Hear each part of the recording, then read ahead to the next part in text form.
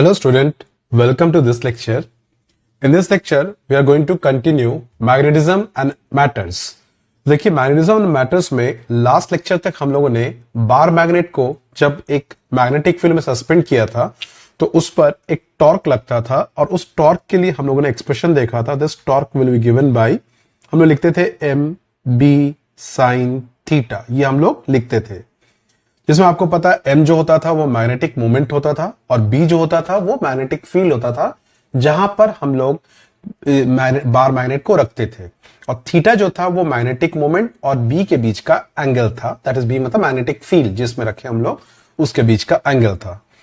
लेकिन अगर मैं एकदम शुरू के बाद में चलूं कि शुरू में एकदम जब इनिशियली हम लोगों ने चैप्टर चालू किया था तो मैंने मैग्नेट का एक प्रॉपर्टी बताया था कि अगर आप किसी मैग्नेट को आप अगर फ्रीली सस्पेंड करते हो तो उस मैग्नेट का प्रॉपर्टी होता है कि वो मैग्नेट अपने आप को अर्थ के नॉर्थ साउथ डायरेक्शन में अलाइन कर लेता है. ओके, ये इस प्रकार से अलाइन कर लेता है. इस प्रकार से जैसे ही रखोगे आप चाहे इसको घुमा के रख दो, सपोज आप उसको इनिशियली आपने ऐसा रखा होगा ना, तो भी वो क्या करेगा, घूम फिर के अर्थ के नॉर्थ साउथ डायरेक्शन में ही अपने आप को अलाइन कर लेगा. और कारण वही था कि अर्थ का खुद का एक मैग्नेटिक फील्ड होता है जिसके बारे में हम लोग बाद में डिस्कस करेंगे. ठीक है, बट अर्थ का खुद का एक मैग्नेटिक फील्ड होता है और उस मैग्नेटिक फील्ड में क्या होता है, ये अपने आप को अलाइन कर लेता है.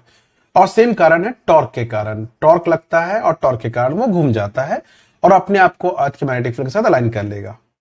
अब क्या हुआ, हम लोग के रियल लाइफ में भी एक प्रॉब्लम देखा गया. प्रॉब्लम ये देखा गया कि अगर आप किसी एक सर्कुलर करंट कैरिंग कॉइल को लेते हो, सपोज मैंने ले लिया ये करंट कैरिंग कॉइल जैसा है. इस कॉइल को जैसे ही आप इसमें से करंट पास करते हो और इसको सपोज आप फ्रीली सस्पेंड कर देते हो तो इसमें भी देखा गया कि ये भी आपका ठीक मैग्नेट की तरह अपने आप को अर्थ के मैग्नेटिक फील्ड के साथ अलाइन कर लेता है. यह सिर्फ इतना ही नहीं, अगर आप इसे भी किसी मैग्नेटिक फील्ड में रखते हो तो इसका टेंडेंसी रहता है अपने आप को मैग्नेटिक फील्ड के डायरेक्शन में अलाइन कर लेने का. मतलब जरूर हमारा ये जो रिंग है या कॉइल जो है वो एक बार मैग्नेट की तरह बिहेव कर रहा होगा. जिस तरह से बार मैग्नेट पर एक टॉर्क लगता है, इस पर भी टॉर्क लगता है. अब आप इमेजिन कीजिए, इसमें ऑब्वियसली ये एक मैग्नेटिक फील्ड हो सकता है. क्यों हो सकता है? क्योंकि अगर आप गौर से देखो कि अगर मान लीजिए करंट ऐसा फ्लो हो रहा है, इस तरह से हम लोग का क्लॉकवाइज डायरेक्शन में अगर करंट फ्लो हो रहा है तो आपको पता है कि क्लॉकवाइज डायरेक्शन में जो करंट फ्लो होता है उससे हम लोग क्या लेते हैं, नॉर्थ लेते हैं कि साउथ लेते हैं, थोड़ा सोचिएगा. तो ऑब्वियसली इसको क्या लेते हैं, साउथ लेते हैं. ओके, अब आप इमेजिन कीजिए ये अगर हमारा नॉर्थ है, ये अगर साउथ है, मतलब क्लॉकवाइज करंट फ्लो हो रहा है, तो अगर आप पीछे से देखोगे तो ये जो चीज होगा देखोगे एंटी क्लॉकवाइज होगा. ये आपका एंटी क्लॉकवाइज घूम रहा होगा. तो अगर ये एंटी क्लॉकवाइज घूम रहा है तो this is behaving in north. तो मतलब ये नॉर्थ पोल की तरह बिहेव कर रहा है, ये साउथ पोल की तरह बिहेव कर रहा है. तो मतलब आपसे एक चीज समझ में आ गया कि अगर किसी कॉइल में से अगर आप करंट पास करते हो तो उस कॉइल का एक फेज जो है वो हमारा नॉर्थ पोल की तरह बिहेव करता है और दूसरा पोल जो सरफेस या फेज है वो साउथ पोल की तरह बिहेव करता है. और आपको पता है जिसमें भी ऐसा नॉर्थ पोल और साउथ पोल ऐसा कुछ दिख रहा है, मतलब आप सीधा सीधा बोल सकते हो कि this is behaving like a bar magnet. ये एक बार मैग्नेट की तरह बिहेव कर रहा है, नॉर्थ पोल और साउथ पोल इस तरह से बिहेव कर रहा है. That is it is equivalent to a bar magnet. अब आप सोचिए कि अगर ये इक्विवेलेंट टू बार मैग्नेट की तरह हम लोग इसको ट्रीट कर रहे हैं तो मतलब जैसे एक बार मैग्नेट का मैग्नेटिक मोमेंट होता है तो इस सर्कुलर करंट कैरिंग कॉइल का भी एक मैग्नेटिक मोमेंट होगा. हम उसी मैग्नेटिक मोमेंट के बारे में बात करेंगे और उसी को हम लोग को क्या करना है, फाइंड आउट करना है. That is magnetic moment of a circular coil or a current carrying coil. Not only circular coil, current carrying coil. चलिए हम लोग इमेजिन करते हैं एक करंट कैरिंग कॉइल को देखते हैं. तो मैं यहां पर आपके सामने दो कंपैरिजन बताऊंगा, उस कंपैरिजन को थोड़ा ध्यान से देखिएगा. जैसे मान लो ये हमारे पास एक करंट कैरिंग कॉइल है. This is a current carrying coil. मैं just for sake of convenience इसको मैं क्या ले रहा हूं, इसको मैं सपोज एक सर्कुलर कॉइल ही ले रहा हूं और इस सर्कुलर कॉइल में ये जूम कर रहा हूं, इसमें नंबर ऑफ टर्न्स n है और इस सर्कुलर कॉइल का जो रेडियस है दैट इज कैपिटल R और उसके सेंटर से जो डिस्टेंस है उसको मैं स्मॉल r ले रहा हूं. तो सपोज आप इस जगह पर मैग्नेटिक फील्ड निकालना चाह रहे हो और ये जो डिस्टेंस होगा, this distance is suppose to be small r. ये हमारे पास स्मॉल डिस्टेंस को स्मॉल r ले रहे हैं और ये जो इसका रेडियस है, इस रेडियस को हम लोग ले रहे हैं कैपिटल आर।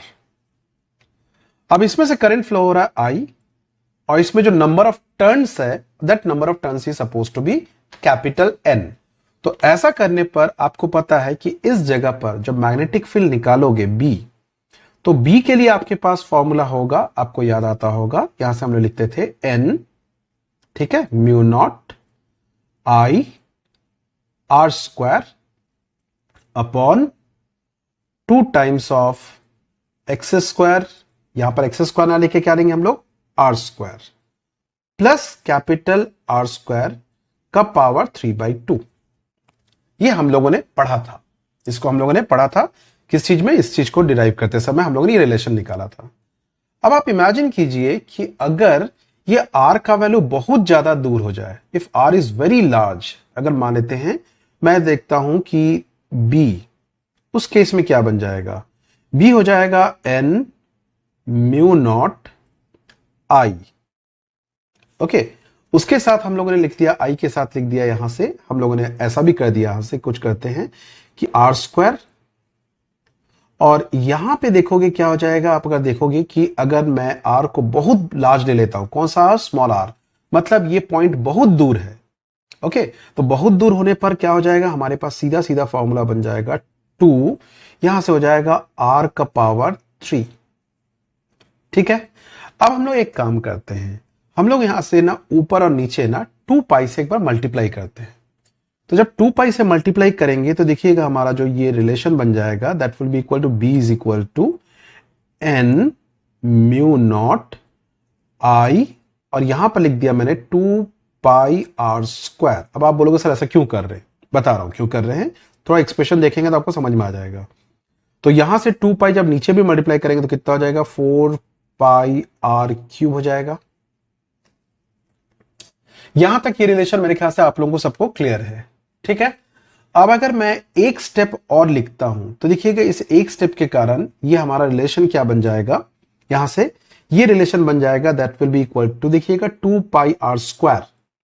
अब ये 2 पाई आर स्क्वायर में पाई आर स्क्वायर जो है ये इस कॉइल का एरिया है, तो इसे मैं चाहे तो ऐसा भी लिख सकता हूं, देखिएगा B, okay, is equal to, यहां से लिखूंगा एन या mu naught, okay, N I A, और साथ में 2 भी लगाना पड़ेगा ना, ये 2 भी है, तो इसके सामने आप 2 भी लिख दीजिए जरूरत पड़े तो 2 अपॉन 4 पाई आर क्यूब।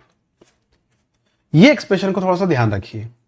अब आप इमेजिन कीजिए, मैंने अभी आपको बताया था कि एक सर्कुलर करंट कैरिंग कॉइल जो है वो एक बार मैग्नेट की तरह बिहेव करता है इनफैक्ट।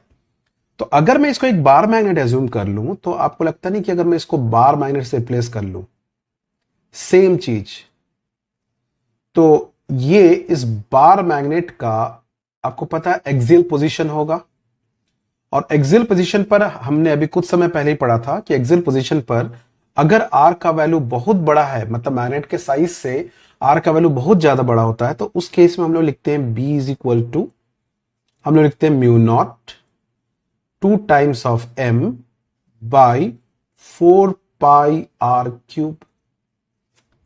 अब आप कंपेयर कीजिए, यहां पर देखिएगा, यहां पर अगर मैं कॉइल के कारण जब मैग्नेटिक फील्ड स्ट्रेंथ निकाला हूं इस जगह पर, तो मेरे पास आ रहा B is equal to 2 mu naught N I A 4 pi R cube.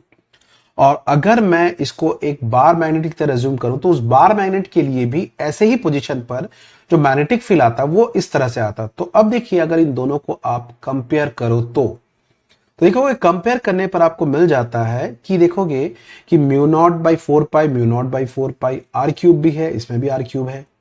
Okay, और अगर ऐसा है तो इस सिचुएशन में हमारे पास अगर कंपेयर करोगे तो देखोगे क्या मिलेगा, m इज इक्वल टू, हम लिखेंगे एन आई ए। तो ये जो हमारे पास आ गया, this is the magnetic moment of a given coil. तो मतलब this part of the expression is actually describing magnetic moment of the given coil. So that means if you want to find magnetic moment of a current carrying coil, then it is not necessary that you need a circular coil. In fact, you can use any sort of coil because it only depends on area of the coil. Okay? So ये आपको मेरे ख्याल से clear हो गया. अब आप बोलोगे सर मैग्नेटिक मोमेंट का डायरेक्शन को कैसे निकालना है? तो मैग्नेटिक मोमेंट का डायरेक्शन को निकालने के लिए कुछ नहीं करना, आपको सिर्फ करंट के फ्लो को डायरेक्शन को देखना है कि अगर मान लेते हैं करंट का फ्लो, आपको सीधा सा चीज समझ जाइएगा आप लोग कि अगर करंट का फ्लो एंटी क्लॉकवाइज है, सपोज इस तरह से है, तो आपको पता है एंटी क्लॉकवाइज के लिए हम अगर ऐसा लेते हैं तो मैग्नेटिक फील्ड इस केस में बाहर की तरफ होगा, मतलब नॉर्थ पोल बाहर की तरफ है और साउथ पोल पीछे की तरफ है। मतलब अगर आप कॉइल के फॉर्म में देखते हो तो अगर एंटी क्लॉकवाइज है तो ये वाला सरफेस नॉर्थ की तरफ बिहेव करेगा और नीचे वाला सरफेस साउथ की तरफ बिहेव करेगा। और आपको पता है मैग्नेटिक मोमेंट का डायरेक्शन क्या होता है? साउथ से नॉर्थ की तरफ होता है। ओके, साउथ से नॉर्थ की तरफ होता है इस तरह से। तो इसी सेंस में हम लोग क्या करते हैं, यहां पर जब मैग्नेटिक मोमेंट को हम लोग इसमें लिखते हैं, वेक्टर फॉर्म में लिखना होता है, तो हम लोग तब इसको ऐसा लिखते हैं एन आई और ए जो रहेगा that is your area vector. ठीक है, ये हम लोग को इस प्रकार से एज्यूम करना है। क्लियर है? तो ये बन गया हम लोग का magnetic moment due to a current carrying coil, circular coil ही नहीं, करंट कैरिंग कॉइल। तो चलिए अब इस चीज को हम लोग समझते हैं और इसको इससे कुछ इलस्ट्रेशंस बनाते हैं और चीजों को हम लोग जानने की कोशिश करते हैं।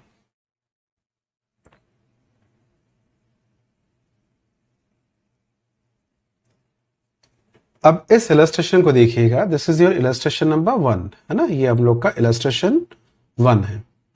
इस इलस्ट्रेशन 1 में क्या बता रहा है कि आपको एक करंट कैरिंग कॉइल दिया हुआ देखिएगा, जिसमें से 2 एम्पियर करंट फ्लो कर रहा है, जिसका लेंथ का वैल्यू 5 मीटर दे दिया है और ब्रेड्थ का वैल्यू 4 मीटर दे दिया है। अब आपको बोलता है कि find the magnetic moment, find magnetic moment for a given coil, that means M vector. देखिएगा एम वेक्टर बोल रहा, मतलब आपको थोड़ा सा कॉशियस हो जाना पड़ेगा, that means you have to mention direction also. Okay, क्योंकि ऐसे तो कैलकुलेशन करके निकालना आसान है, आप सीधा NIA करके फॉर्मूला लगा दोगे, जहां पर N नंबर ऑफ टर्न्स था, I जो था करंट था और एरिया था, लेकिन यहां पे ऐसा नहीं चलेगा। तो यहां पर हम कैसे इसको फाइंड आउट करें? तो इसको फाइंड आउट करने के लिए आप तो सीधा सीधा ऐसा ही लिख दोगे, M is equal to NIA, NIA। अब आप बोलोगे सर यहां पर n तो दिया है, n के बारे में कुछ दिया नहीं, मतलब इस क्वेश्चन के हिसाब से n का वैल्यू कितना हो जा रहा है 1। I भी आपको दे दिया है 2 एम्पियर, I इज 2 एम्पियर, ये भी आपको दे दिया है। अब आपके पास चैलेंज जो आ रहा है, चैलेंज रहेगा कि आपको एरिया फाइंड आउट करना है। सो एरिया वेक्टर को कैसे फाइंड आउट करेंगे? तो ऑब्वियस सी बात है, area vector is equal to आप लिखोगे L क्रॉस B, है ना, ये L क्रॉस B हम लिखते हैं। ठीक, अब L क्रॉस B अगर लगाओगे, अगर यहां पे कोई डाउट है तो प्लीज आप लोग थोड़ा सा अपना वेक्टर को एक बार जरूर देख लेंगे ना। तो चलिए L क्रॉस B, अब L किसको लेंगे? तो जिसको भी लेने का मन है ले लीजिए आप लोग, कोई बहुत बड़ा इश्यू नहीं यहां पर। तो सपोज मैं 5 मीटर को L ले लेता हूं, सपोज ये ले लेता हूं, तो देखिएगा यहां पर जो L का वैल्यू है, क्वेश्चन में बहुत ध्यान से देखिएगा। अब बोलो सर L का डायरेक्शन किधर ले? तो L का डायरेक्शन जो रहेगा, जिधर करंट का डायरेक्शन होता है उसी तरफ L का डायरेक्शन। तो अगर मैं यहां से देखूं तो ये L है, ओके ये L है। तो अगर मैं L का वैल्यू इसको ले लेता हूं तो देखिएगा 5 है, और देखिएगा y एक्सिस के डाउनवर्ड डायरेक्शन में, तो मतलब क्या लेना पड़ेगा? -j लेना पड़ेगा। और ध्यान रखना इसी को कंटिन्यू करते हुए जाना, आप पीछे नहीं जाओगे, करंट का फ्लो जिस तरफ रहेगा उसी तरफ लेना पड़ेगा। तो अब B आपको क्या लेना पड़ेगा? B लेते समय आपको फिर अगला इसको लेना पड़ेगा। आप इसको नहीं ले सकते क्योंकि तब आप करंट के रिवर्स ऑर्डर में जा रहे हैं, reverse order is not allowed जब भी आप देखेंगे यहां पर। तो अब मैं अगर इसको ऐसा ले लेता हूं तो ये B will be equal to, देखिएगा ये एक्स एक्सिस की, पॉजिटिव एक्सिस की तरफ कितना है? 4 मीटर है। तो क्या लिखेंगे? 4I कैप लिखेंगे, जिससे आपके पास एरिया वेक्टर निकालना आसान हो जाएगा। तो area vector is equal to -5j cross 4 times of I हो गया। तो देखिएगा -5, तो j क्रॉस I है, तो आपको पता होना चाहिए कि j क्रॉस I क्या होता है? -k, तो माइनस और माइनस प्लस हो जाएगा, और 5 4 20, तो दैट मीन्स 20k कैप। ठीक, आपको दिख रहा है? अब आपको एरिया निकल चुका है, आपको मैग्नेटिक मोमेंट निकालना, तो मैग्नेटिक मोमेंट में कुछ नहीं रखा है, magnetic moment M will be equal to, आप लिखेंगे NIA, तो N की जगह 1, I की जगह 2 और A की जगह लिखोगे 20k कैप।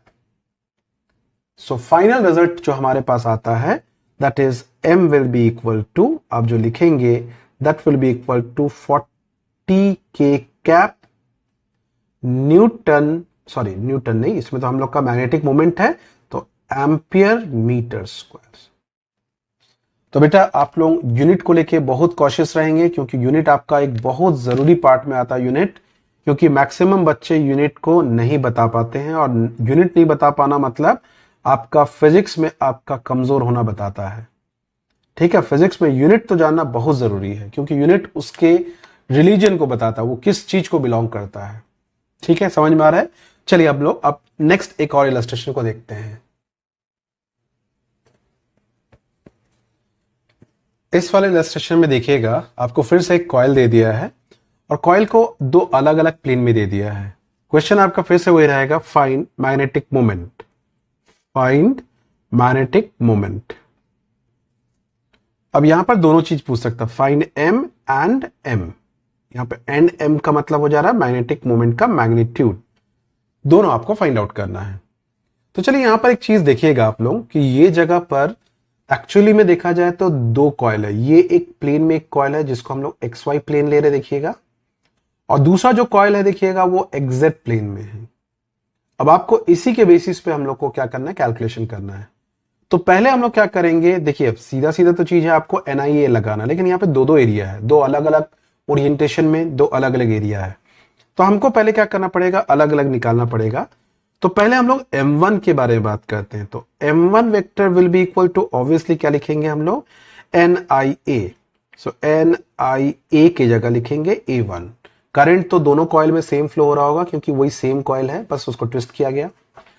अब आप देखिएगा ये वाला एक हमारे पास क्या दिखता है, एरिया है, और अगर इस एरिया का हम लोग को निकालना पड़ेगा A1, तो A1 निकाल लेते हैं हम लोग।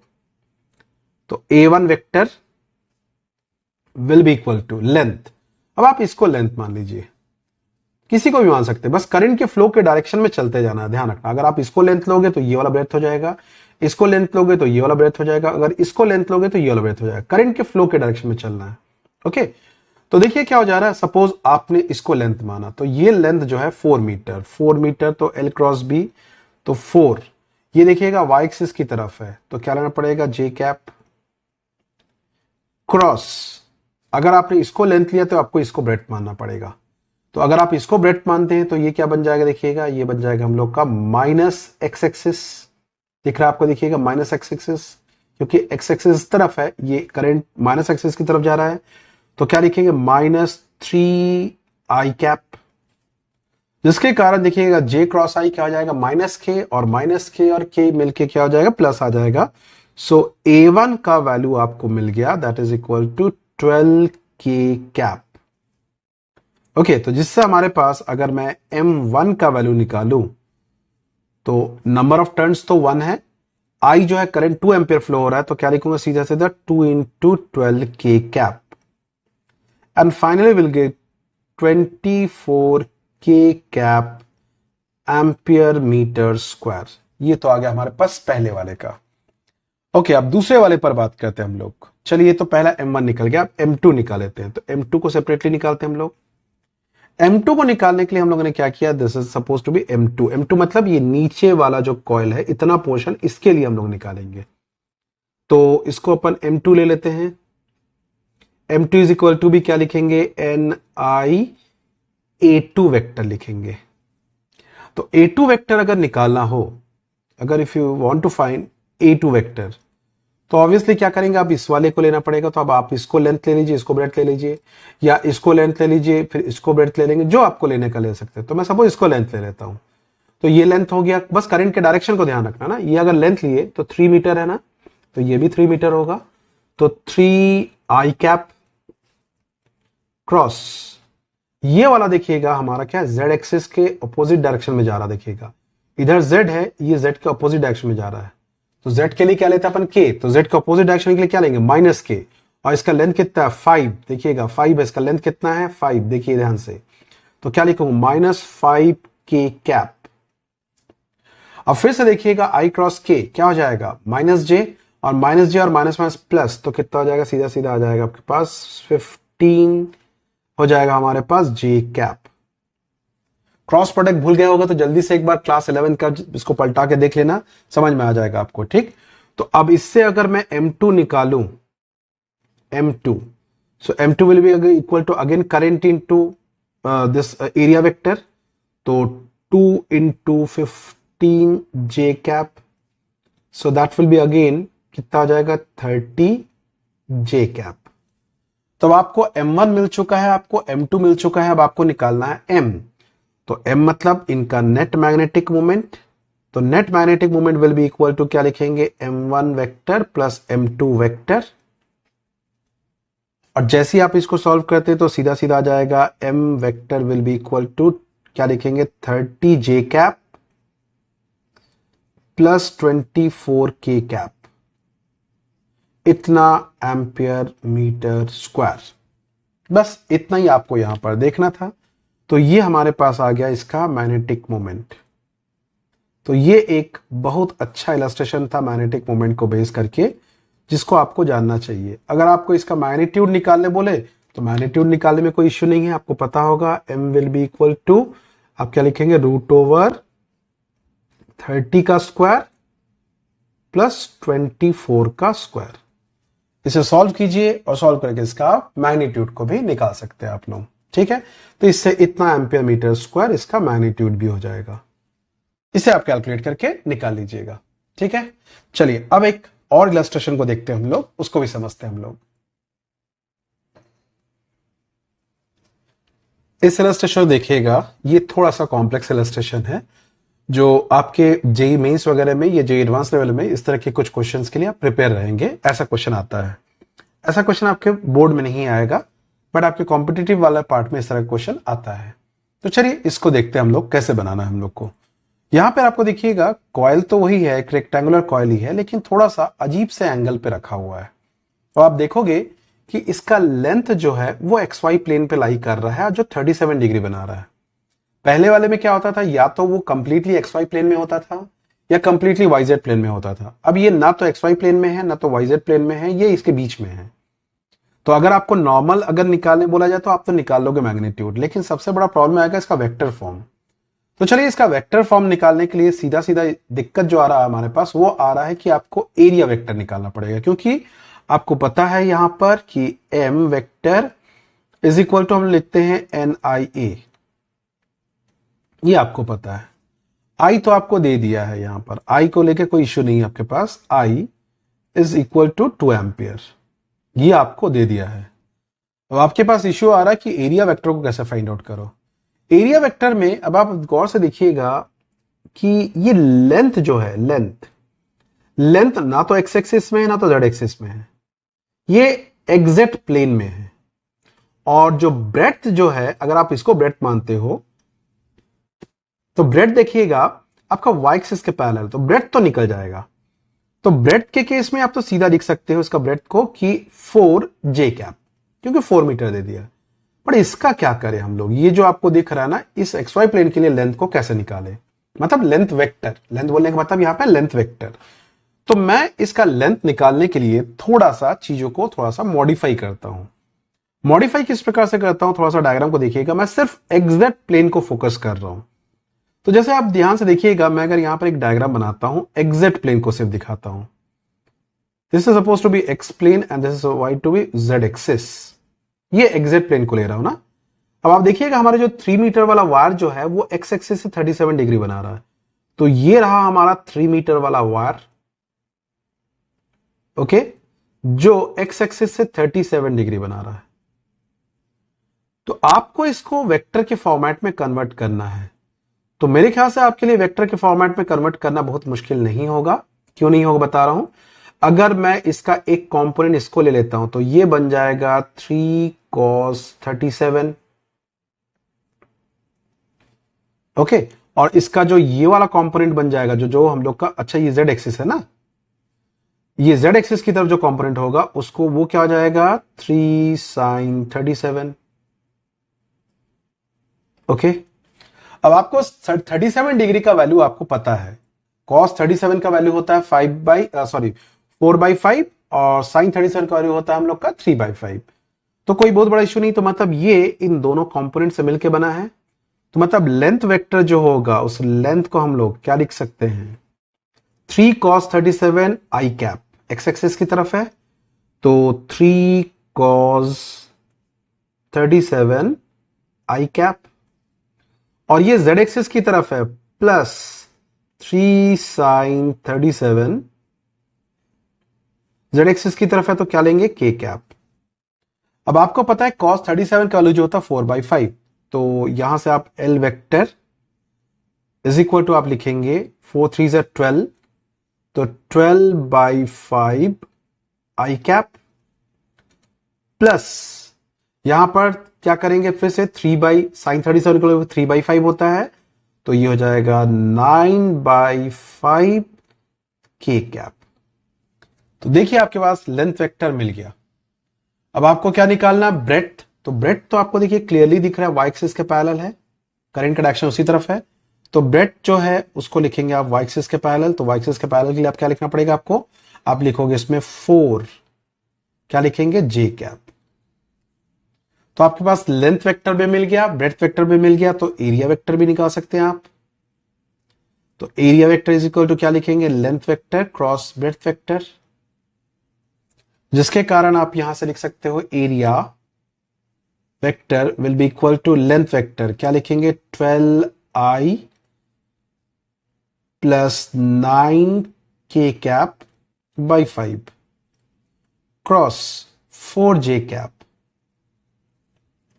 अब वेक्टर में आपको मल्टीप्लीकेशन वगैरह, वेक्टर मल्टीप्लीकेशन आपको प्रोडक्ट आता होगा निकालना, तो कैसे करेंगे देखिए i क्रॉस j, देखिए i से पहले मल्टीप्लाई करेंगे तो i क्रॉस j, तो i क्रॉस j क्या हो जाएगा, हम लोग के पास k हो जाएगा, 12 4 से 48, दैट इज 48 k कैप। ठीक है, i क्रॉस j क्या हो जाएगा, k कैप हो जाएगा। ठीक, ओके, k क्रॉस j, ठीक है, तो k क्रॉस j ध्यान रखिएगा वो हो जाएगा हमारे पास माइनस i हो जाएगा, तो ये हो जाएगा माइनस i, तो माइनस 9 4 जा 36, ठीक है 36 i हो जाएगा। ठीक है, k क्रॉस j हम लोग का 9 4 जा 36 बाई क्या आ जाएगा 5 आ जाएगा, तो ये इतना हमारा एरिया वेक्टर आ गया। ठीक, अब जैसे एरिया वेक्टर आ गया आप मैग्नेटिक मोमेंट वेक्टर भी निकाल सकते हैं, that will B current, current कितना होगा 2 इनटू एरिया, एरिया हो जाएगा 48 k cap, okay, minus 30 I cap by 5। इसे सॉल्व कीजिए तो सीधा सीधा आपके पास यहां से जो आंसर आने वाला है वो आंसर आ जाएगा यहां से 2 4 48, तो आ जाएगा 96 k कैप एंड माइनस 60, ठीक है, हमारे पास आ जाएगा minus 60 I cap by 5। Obviously क्या लिखना है, एम्पियर मीटर स्क्वायर, इसको तो जरूर लिखना है आपको, इसमें आप किसी भी तरह से लापरवाही नहीं करेंगे, आपको करना ही है, लिखना ही है आपको। तो ये जो कुछ था मैग्नेटिक मोमेंट बेस्ड प्रॉब्लम था हम लोग का, जो हम लोग को देखना जानना जरूरी था। ठीक है, चलिए आगे हम लोग नेक्स्ट टॉपिक में कुछ और चीज के बारे में डिस्कस करेंगे। So till then bye, take care and have a nice time ahead.